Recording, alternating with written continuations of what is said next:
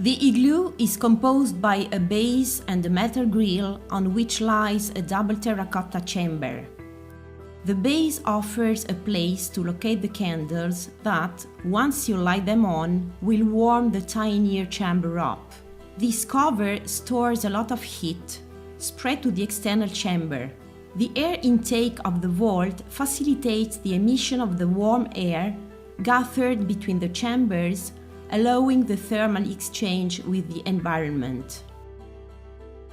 The first phase of production of igloo is the hand making that combines the study of the form and the knowledge of Italian terracotta craftsmanship.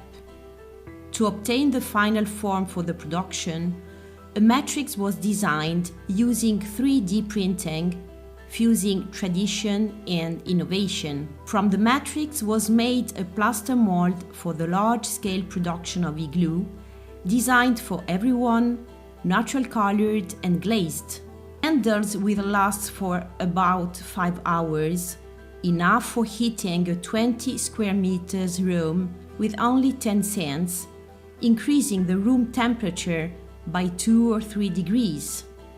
You can also heat your cup, rest your hands, light a cigarette on, dry the enamel, heat your dresses, perfume the room.